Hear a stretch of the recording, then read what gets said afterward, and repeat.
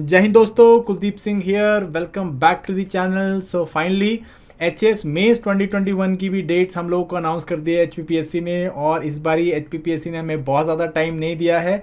Hardly 55 days हम लोगों को मिले हैं, जिसके बाद हम लोगों को 15 दिसंबर को अपने एचएस के मेंस एग्जामिनेशन के लिए बैठना होगा, जिसमें हमें 3 जीएस के पेपर, 2 ऑप्शनल के पेपर, एसए का पेपर, इंग्लिश का पेपर और हिंदी का पेपर भी देना है। सो गाइज, यहाँ पे हम लोग बात करेंगे थोड़ी बहुत इस अनाउंसमेंट के बारे में। और हम लोग सबसे इंपॉर्टेंट चीज़ यहाँ पे बात करने वाले हैं इस सेशन में कि आपका जो है broad approach as far as your mains is concern वो क्या होना चाहिए। और ये सब के साथ एक बहुत इंपॉर्टेंट एलिमेंट भी है, वो है एनटी का पेपर जो अगले 10 दिन के बाद आने वाला है।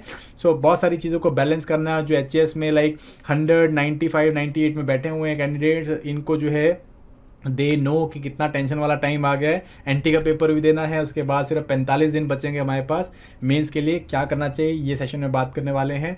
पर स्टार्ट करने से पहले गाइज, एप्लीकेशन को डाउनलोड जरूर करिए। एचएस की सारी आंसर की जो है अलॉन्ग विद डिटेल्ड एनालिसिस वो हमने ऐप में डाल दिया है, आप वहाँ पे जाके उसे डाउनलोड कर सकते हैं।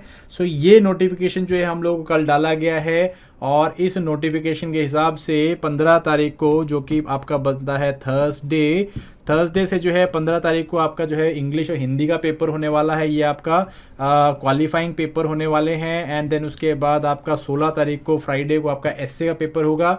उसके बाद सारा दिन आपके पास फ्री है, सुबह वाले सेशन में वो पेपर हो जाएगा। उसके बाद 17 को जो है आपका जनरल स्टडीज़ पेपर 1 है। और बहुत अच्छी बात है कि ये 3 घंटे के पेपर जैसे यूपीएससी लेती थी सुबह शाम के सेशन में नहीं ले रहे हैं, अलग अलग दिन में हो रहा है। तो आपका 17 को, 18 को और 19 को जो है अलग अलग आपके 3 जीएस के पेपर होने वाले हैं मॉर्निंग सेशन में। उसके बाद आपका एक दिन का जो है ब्रेक है। एंड देन उसके बाद 21 को और 22 को जो है आपके ऑप्शनल के पेपर 1 और पेपर 2 होने वाले हैं। यहाँ पे भी एक बहुत अच्छी बात क्या है कि दोनों पेपर साथ में नहीं हो रहे हैं, दोनों पेपर अलग अलग हो रहे हैं। तो आप पेपर 1 देने से पहले भी रिवाइज कर सकते हो, पेपर 2 देने के पहले भी रिवाइज कर सकते हो। मोटा मोटा एक दिन आपको मिल जाएगा। So this is again not a very hectic schedule as far as the exam is concern. Exam में आपको जो है बहुत ज़्यादा ऐसा नहीं होगा कि उंगलियां दर्द हो रही हैं या फिर हेक्टिक रहेगा या फिर आपको 4-5 दिन बिल्कुल ऐसे बिना स्लीप के बैठना पड़ेगा। Things will be pretty nice, pretty okay. And GS के बाद आपको एक ब्रॉड छुट्टी भी है, ऑप्शनल के पहले और देन ऑप्शनल दोनों साथ में नहीं है, बहुत अच्छी बात है। सो अगेन शेड्यूल जो है वो बहुत अच्छा दिया हुआ है, थोड़ा जल्दी जरूर दे दिया क्योंकि हार्डली अपने पास जो है अभी देखो 15 दिसंबर का अगर हम टाइम मान के चलते हैं, या टाइम मान के क्या चलना है, टाइम तो दे ही दिया है। सो 15 दिसंबर के हिसाब से हम लोगों के पास अब मिलके जो है आज की डेट अगर मैं बात करूं 20 तारीख की, तो ऑलमोस्ट 55 दिन हम लोगों के पास हैं। इसमें से भी अगर देखो बहुत सारे जो लोग एचएस में को क्वालिफाई कर रहे होंगे या क्वालिफाई करने का सोच रहे होंगे, जिनका 100 के आसपास का स्कोर है, वो लोग एनटी का पेपर भी दे रहे हैं। और एनटी के पेपर में आपको अगले 10 दिन के लिए रिवीजन करना है। सो मेरे हिसाब से अब आपके पास सिर्फ 45 डेज ही हैं। तो ये 45 दिन में आपको जो है अपने मेंस के साथ, मेंस की प्रिपरेशन के साथ आगे बढ़ना है, मेंस को जो है क्रैक करना है और अपनी सीट जो है वो सिक्योर करनी है इस साल वाले पेपर में। सो क्या आपका अप्रोच रहना चाहिए, इसके बारे में हम लोग बात करते हैं। What should be your approach, very important, how to go about this paper now this is basically a mains mission mode approach रहेगा हम लोग। हम बेसिकली मिशन मोड फॉर्म पे रहेंगे। और प्रॉब्लम इज कि हम लोग पहले इस मिशन मोड फॉर्म को हम लोग 2.5 से 3 महीने का लेके चलते थे, बट अभी जो है it is just of 45 days. तो यहाँ पे आपको क्या है, बहुत ही ज़्यादा फास्ट पेस्ड रिविजन करनी है। और सबसे इंपॉर्टेंट जो यहाँ पे आपको those elephant in the room, इनको एड्रेस करना है। सबसे पहली चीज़ क्या है, वो आपकी ऑप्शनल है। एंड सेकेंड इज आपकी एस्से राइटिंग है, जो आपने पिछले 6-8 महीने से नहीं करी होगी या बहुत ही कम करी होगी। ठीक है जी।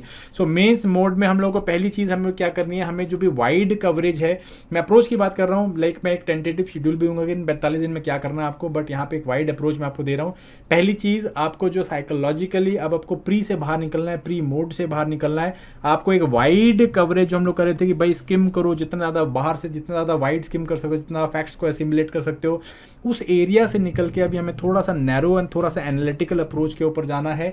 दो एचपीपीएससी के जो जीएस के क्वेश्चंस होते हैं वो बहुत ज़्यादा एनालिटिकल नहीं होते हैं, they do not ask for critically analyse या कमेंट, बट पिछले सालों में हमने देखा है कि इस तरह के क्वेश्चन आने लग गए हैं। So here you need to have a critical analysis on things. और जो आपने करंट अफेयर्स पढ़े होंगे या आप उसके बाद दोबारा रिवाइज करोगे, आप इनका जो है व्यू पॉइंट बदल जाएगा। अब आपको यहाँ पे एनालिसिस जो है उसके ऊपर फोकस करना है। तो जब भी आप अपने करंट अफेयर्स अब रिवाइज करोगे, आपको यहाँ पे एनालिसिस वाला अप्रोच लेके चलना है। देन इज आपका optional, very very important, and this is the make it और ब्रेक इट। मैं आपको like I can not over emphasize it कि ऑप्शनल सब्जेक्ट जो है वो आपको यहाँ पे या तो आपको सीट दिलाएगा या यहाँ से बाहर निकालेगा। सो जो भी आपका ऑप्शनल है आप अपने ऑप्शनल को कवर कर लो जितना बचा हुआ है, या जो है उसको रिवाइज करना स्टार्ट कर दो जितनी जल्दी हो सके आपको। और चाहे जीएस के लिए आप थोड़ा टाइम ले लो, थोड़ा लेट कर लो, but first thing is first ही आपको अपना ऑप्शनल रिवाइज करना है। लाइक उसको एक बारी थॉरोली पढ़ लो अपना, या अगर आपके कुछ एरिया छूट गए तो उनको रिवाइज कर लो। ये आपको बहुत बड़ा काम करना है, ठीक है जी। Hardly like you need not to give more than 10 days for it. 10 दिन में आपका ऑप्शन जो है रिवाइज हो जाना चाहिए, ठीक है जी। देन उसके बाद next thing that you need to do is कि आपको अपने ऑप्शन की टेस्ट सीरीज लेनी है, बिकॉज जो चीज़ें आप पढ़ चुके हो उसको आपको पेपर में एक अच्छे प्रेजेंटेबल फॉर्मेट में बनाना है। अगर वो नहीं करोगे तो आपकी नॉलेज का कोई फ़ायदा नहीं रहेगा। So for that reason you need to have a good test series for your optional subject, ठीक है, जो भी आपका ऑप्शनल सब्जेक्ट है, ठीक है। Then next thing that you need to do is GS coverage आपको करना है मेंस के सिलेबस का, ठीक है जी। जो आपके जनरल स्टडीज़ के सिलेबस है उसका कवरेज करना, स्पेशली जो मेंस के टॉपिक जो हमने नहीं करे। जैसे अगर मैं हिमाचल में बात करूँ तो टूरिज्म पॉलिसी हो गई आपकी, या ये बहुत सारे इस तरह के आईटी, अब क्राइम है, इसको ये हो गया आपके, इस तरह के जो बहुत सारे आपके टॉपिक्स हैं जो हम लोग को यहाँ पे कवर करने होते हैं। एंड जीएस में बहुत सारे टॉपिक्स होंगे, जैसे सोशल इश्यूज़ हो गया आपका, डिजास्टर मैनेजमेंट भी है थोड़ा बहुत, देन आपका वर्ल्ड हिस्ट्री है, ये एरियाज़ भी आपको कवर करने होंगे। इनकी दो मतलब वेटेज थोड़ी सी कम है, बट ओवरऑल जो है इनको हमें कवर करना है और पेपर के लिए प्रिपेयर करना है। तो यहाँ पे भी जो है आपको ये भी एक इंपॉर्टेंट एरिया रहेगा। देन उसके बाद इससे पहले लाइक जीएस से पहले एक चीज़ आपको और करनी है, एक चीज़ जो आपको करनी है वो है कि आपको अपना एस्से ये भी करना है, ठीक है जी। मेरे हिसाब से जो गेम है that is of optional and essay, अगर आप इन दोनों में अच्छा खेल जाओगे तो आपको काफ़ी अच्छे मार्क्स मिल सकते हैं, क्योंकि जीएस में सबके सिमिलर मार्क्स ही आते हैं। बहुत ज़्यादा सीनियर कैंडिडेट होगा तो उसके 5-7 मार्क्स 10 मार्क्स ऊपर होंगे, बट बाकी सब जो एक ही ब्रैकेट में होते हैं, 5 से 7 मार्क्स ऊपर नीचे ही चल रहे होते हैं, ठीक है जी। सो एस्से वेरी वेरी इंपॉर्टेंट, 100 मार्क्स का आपका एस्से आना है, तो यहाँ पे आपको एटलीस्ट 1 एस्से पर वीक जो है, पर वीक एटलीस्ट आपको यहाँ पे अटेम्प्ट करना है। मैं तो बोलूँगा हफ्ते में 2 एस्सेज करो, सो दैट आप 10 से 12 एस्से अटेम्प्ट कर सकते हो। और यहाँ पे एस्से बहुत ज़्यादा, जैसे यूपीएससी में तो बहुत फिलोसफिकल एस्से आते हैं, यहाँ पे जो है बहुत लाइक टू द पॉइंट एस्से मिल जाते हैं, या फिर बहुत क्लियर कट एस्सेज मिल जाते हैं। सोशल इशूज़ के ऊपर आ जाता है, आपका डेवलपमेंट इशूज़ के ऊपर आ जाता है, इस तरह से आपको क्वेश्चन मिल जाते हैं। तो आप इनको जो है एस्सेज को ज़रूर देखो, और 1 या 2 एस्सेज आप हमेशा हर हफ्ते करने की कोशिश करनी है, ठीक है जी। इंप्रूवमेंट देखनी है इसके अंदर। सो ऑप्शनल एस्से हो गया, उसके बाद आपका जीएस कवरेज है, मोटा मोटा मेंस के सब्जेक्ट कवर करो। और यहाँ पे जीएस को जो है आप एक्टिवली लर्न करने की कोशिश करो रेदर देन पैसिव लर्निंग। अब बार रिवाइज करना ज़्यादा इंपॉर्टेंट नहीं होगा जितना आपका टेस्ट देना इंपॉर्टेंट होगा। तो सिलेबस कवर करो, ऊपर से मेंस के टॉपिक्स कवर करो। जीएस जो पीछे प्री का पढ़ लिया उसको छोड़ दो, उसको पढ़ने की जरूरत नहीं। टेस्ट सीरीज दो, और टेस्ट में जो है अपने स्कोर्स को देखो बार बार, कहाँ पे प्रॉब्लम आ रही है, कहाँ पे इशू आ रहा है, ठीक है। जो भी आप सब्जेक्ट पढ़ रहे हो उसकी आंसर राइटिंग करके देखो थोड़ी बहुत, एंड वहाँ पे जो है आप अपनी प्रॉब्लम्स को, मिस्टेक को रेक्टिफाई करने की कोशिश करना है गाइस। सो ये जो है एक ब्रॉड अप्रोच आपकी रहेगी as far as HAS mains is concern. So जो लोग भी जो हैं सोच रहे हैं कि एचएएस मेंस देना है, उनको जो है इस अप्रोच पे चलना है। और यहाँ पे एक छोटी सी चीज़ और बताना चाहूँगा कि जो लोग एचएएस मेंस नहीं दे रहे हैं, जिनको लगता है कि इनका प्री नहीं निकलेगा, काफ़ी कम मार्क्स से 90 से नीचे चले जा रहे हैं, गाइस आपको भी मेंस की प्रिपरेशन करनी है।